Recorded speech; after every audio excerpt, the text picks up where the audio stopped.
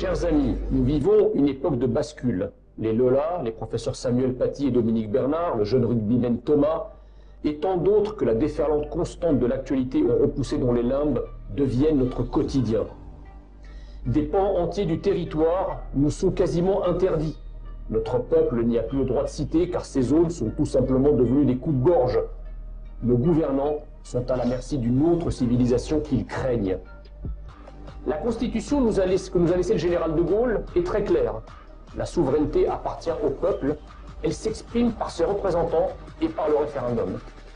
Pourtant, contre la volonté d'une écrasante majorité du peuple français, nos représentants n'ont de cesse d'accélérer le processus migratoire.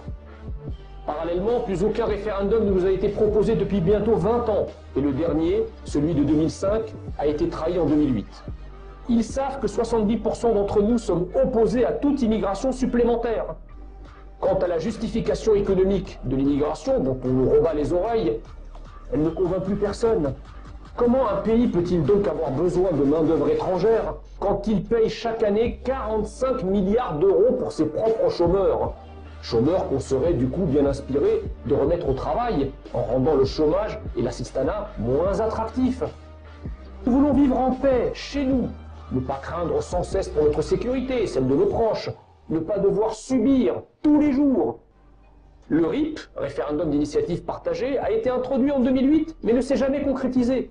Il prévoit que si 10% d'entre nous le disent haut et fort, et si 1/5 des parlementaires le demandent, l'État soit contraint d'organiser un vote.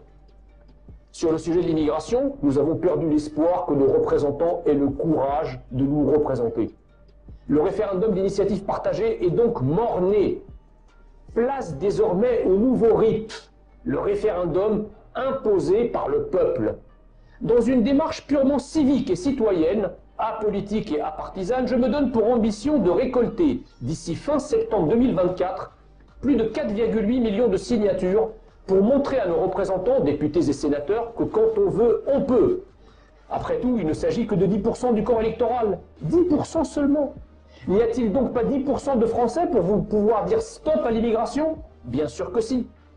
Devant 5 millions de signatures, c'est-à-dire devant 5 millions de Français, il va falloir qu'ils s'inclinent. Il faudra donc qu'ils trouvent le moyen. Ils ne pourront plus ignorer notre non à l'immigration. Je vous invite à vous engager auprès de nous. Nous avons besoin de forces vives pour aller démarcher des parents, des amis, des voisins, des collègues. Inscrivez-vous sur notre site pour devenir ambassadeur du référendum sur l'immigration. Peu importe votre sensibilité, peu importe votre parti, peu importe ce que vous pensez de moi. Cette démarche transpartisane n'a qu'un seul but, l'intérêt de la France.